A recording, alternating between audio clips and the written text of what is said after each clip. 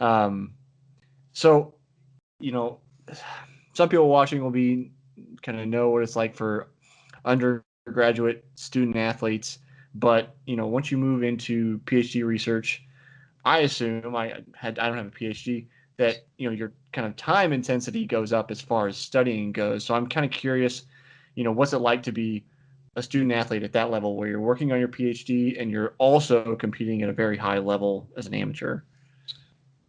What's it like? Very difficult. Don't have much life outside of school and training. You know, so as a graduate student, you have classes that you take, you have classes that you teach, and you have research that you do. Mm-hmm. So it is so much more time intensive than an undergraduate degree that you don't really realize until you're in it. I Mm-hmm. remember in undergrad thinking that I was so busy, and then I got to grad school and I was like, I had so much free time. Like, and so yeah, I mean it's tough, but I mean you make the time for the things that are important to you. And Right. so um it's just one of those things that fitness and exercise and triathlon are important to me, so I prioritize those things. And Mm-hmm. um and yeah, for better or worse, sometimes it takes precedent over studying for an extra hour, you know but is studying that extra hour really going to help me get 10% better on the exam or quiz? Mm-hmm. Probably not. Yeah. And in all reality, and this is one thing that I learned going from undergraduate to graduate school, is that grades don't really matter.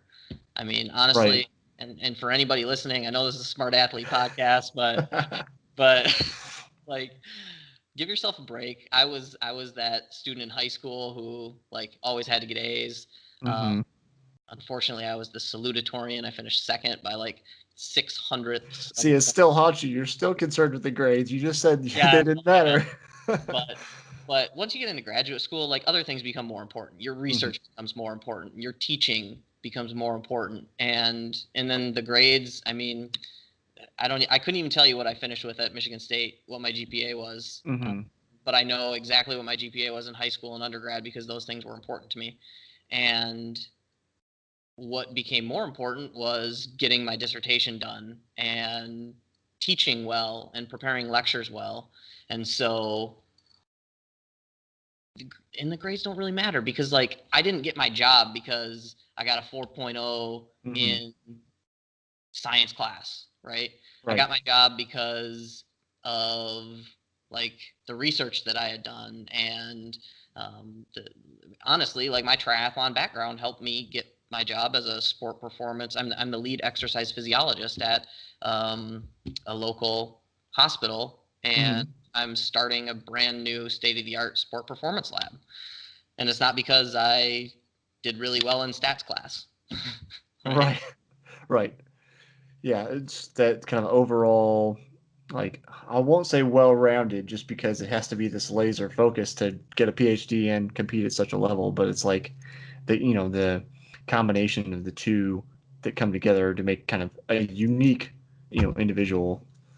Yeah, and I don't think people really realize, like, how difficult it is to be in school and to compete. Like, we all think that having a 9 to 5 is difficult and trying to get training in around then. But Mm-hmm. if you look at a graduate degree in a program, it's not 9 to 5. It's like 6 to 6 or Mm-hmm. later. Yeah. Like, I had 10 o'clock classes some night.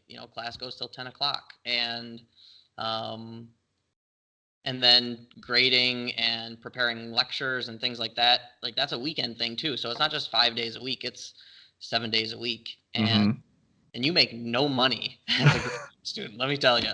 So, like, You mean students aren't paid, handsomely? I no, don't know what you're no, it's talking weird. about. It's weird. Like, um, so yeah, I mean, I think that winning winning the national championship was cool, but I think that winning the national championship while being in my PhD program, like it makes it even more special for me, because it's not like I could afford the best gear, and Right.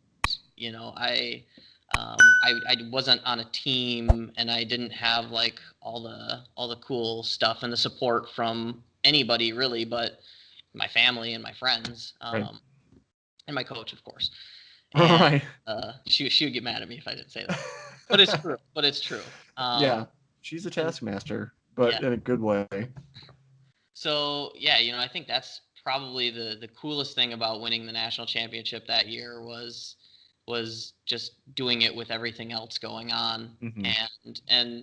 And people, I mean, you don't know what other people have going on in their lives, and I'm sure nobody knows like that I was in the midst of my PhD when I won that. But Mm-hmm.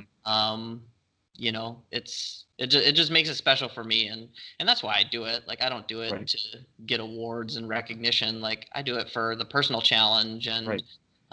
to really push my own limits. So I'm gonna get sidetracked if we move on. One thing I want to talk about, and I think it was that year. Um, that was the year your foot was messed up, wasn't it? oh yeah. Yeah, Yeah. because I remember when we were doing swim warm ups with Barb the day before the race. You were my swim partner, and you're like, "All right, go ahead and whack it in the water. We'll see how it feels." Yeah. So Yeah. So what happened? What happened with the foot? And I'll have the picture here up on the screen for anybody watching. yeah. So, oh gosh, probably it was I think it was within a week of the race. I was kind of doing, you know, last preparation stuff, transition practice. Coach likes to have us practice transitions, just like getting in and out of the shoes, running with the Mm-hmm. bike, hopping back on. And I was literally doing my last one, and I was 50 feet from my house. I could see the driveway. I was just turning the corner. So I had taken I take my feet out of my shoes. I had swung my leg over top, and I had hopped off, and I started running with the bike. And all of a sudden, one of my shoes hit the ground, and Mm-hmm. it caused the bike to jackknife up in the air. Mm-hmm. Well, when the bike jackknifed up in the air, because I was holding it by the seat, it it kind of the front wheel went in front of my body, Mm-hmm. and I ended up just going head over heels, uh, Okay. tumbling, and because I wasn't wearing socks, um, Right. I hit my foot on something. I don't know what it was, but this is probably like the most excruciating pain that I've ever felt in my life. And I honestly thought that like my pinky toe had gotten ripped off. Like, it Yeah. hurt so bad. And I was literally like, I grabbed my foot in my hand and was just squeezing it, holding it, so that like my pinky toe wouldn't fall off. Wouldn't fall off. And and so um and I'm my neighbors are really close. Like, my parents weren't home. Mm-hmm. It was at my parents' house, and they weren't home, and so they couldn't help. Like, my neighbors, I had just seen one of my neighbors, and I like started yelling for him, and I whistle like I can whistle really loud, and I was whistling, and like nobody was coming to help. Like, there was nobody around, and Mm-hmm. so finally I was like, okay, well, I guess I got to get up and try to get home. And Mm-hmm. like I said, luckily it was like 50 feet away. So I Yeah. basically dragged myself and my bike to the door. I went to the neighbor's house and knocked on the door, and then just kind of like laid down on their porch. And my neighbor, he's such a fun guy. Like, he's a middle school teacher, Mm-hmm. and we goof around all the time. We kind of like play jokes on each other as a family. And so he answered the door, and he opened the door, and he goes, "Hey Todd, what's up? What are you doing?" Like, haha, like, funny joke. Yeah, you're Like, messing with me. and then he saw the blood, and he was like, "Oh, this is serious." Mm-hmm. And he was like, "We got to go to the hospital right now." And I was like, "No, no, no, it's fine, it's fine." And he's like, "No, we're going." And so like he got me in the car, and we went to the hospital. And luckily nothing was broken or Mm-hmm. too terribly damaged, but and they would have put stitches in it, but I told them that I was racing in like less than a week. Mm-hmm. So they're like, "Well, okay, the good luck. way they wouldn't glue it or anything. They didn't glue it. Was it too deep? Because I Yeah, it remember was you really talking deep. about it being pretty deep. Yeah, it was really deep. And what happened was like if you look at, and you can see the picture, but yeah, Right. like it split the The webbing. webbing between my toes, Yeah. and gosh, it was so painful. But yeah, they just kind of bandaged me up and sent me home. And it was really I'll say cool. My parents' dog, when I got home, my feet were like up on the couch or Mm. the stool, and he came and he was like sniffing it. He started like licking my foot, like he knew that it was hurt, and he tried to like help Mm-hmm. me back and heal me. So that's probably my best memory from getting hurt. Yeah. Just knowing that he cares about me. So Yeah. I remember kind of going into the race. I made a joke to you about you're gonna have to just Prefontaine it up, and then of course you did, and you won. But you didn't really seem too daunted by it. I mean, how do you keep your head in the game when your foot is cut up and fairly painful? yeah, yeah. How do I keep my head in the game when my foot is definitely not? Yeah. Yeah, it's and I didn't run for a few days after that happened. I think that was on Tuesday and the race was on Saturday. And Hmm. so I didn't run Wednesday or Thursday, and I gingerly ran on Friday. So for me it was more just like getting my foot healthy and knowing that all the training that I put in the days, weeks, months leading up to the race, Mm. that I was ready. And I don't usually get nervous before races. Especially big races like that, and it's kind of different. I know a lot of people put a lot of pressure on like national championships or world championships, but Hmm. I just try to treat it like any other race. I mean, Hmm. because it is, right? Why would you do something different for a national championship that you didn't do all year and you had success all year?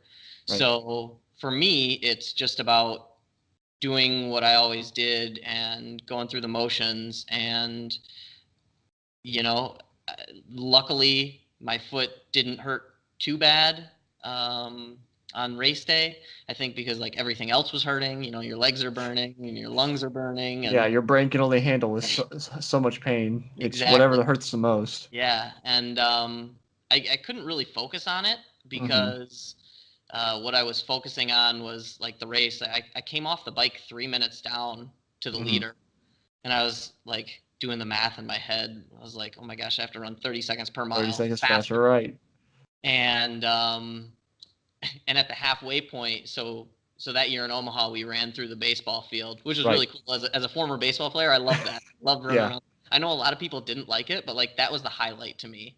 And it was just an out and back, and Yep. so those are the courses that I love because it gives me a good barometer of where I'm at and how far down I am. And we Right. got to the halfway point, and I asked somebody, I was like, "How far ahead is the leader?" And at this point, I was in third place, Hmm. and the leader was a minute and a half ahead of me. And so I had exactly cut, you know, half the time Half the into it. time. And I was like, oh my gosh, this is going to hurt so bad. So, like, I wasn't thinking about my foot because I was just like, I need to go faster. Right. And I caught him with less than a quarter mile to go. Hmm. I passed him, but I had given so much in those 6 miles that that last quarter mile, not the last quarter, about the last tenth of a mile, I started fading, and he was coming back on me. Hmm. And I talked to him after the race, and he said, yeah, I thought you were just like letting up and kind of like celebrating too early, and I was like, no, I didn't have anything Just left. gassed. Yeah. I ended up beating him by 3 seconds, and it's probably like the closest national championship in their history. Which, I mean, it was really cool. Like, I love races where it's actually a race. It's not just an Yeah. individual time trial, because Right. And for the that most that kind part, of adds the excitement to it. yeah, exactly. And for the most part, with triathlons, the non-drafting style that we do, it's just an individual time trial. Right. which is why like I've done a few draft legal races. I love those because it's They're tactical. super fun. Yeah, and so you actually like you get to race, like you're with people the entire time, Mm-hmm. and so that was a lot of fun. And yeah, I crossed the finish line, and then my foot really started hurting. I was like, oh, get me off my feet, like I can't even walk right now, and so that was really cool. And I had my dad out on the course, and like he was Mm-hmm. screaming at me, and then he came and found me at the finish line, and that was a really special moment that we had. So that's cool. Yeah, I mean, the whole thing is definitely like, I feel like it's kind of a untold story. Like, I know that your foot was messed up, but how many other people really get to know that you were running on that, and just the whole thing coming together. So that, on top of everything, I wanted to make sure everybody understood, the kind of personal challenges that you were facing. It wasn't just like, oh, I'm an awesome athlete and I came out and just beat everybody. And, it is tough for you just as it's tough for everybody else. Like, everybody Yep. hurts.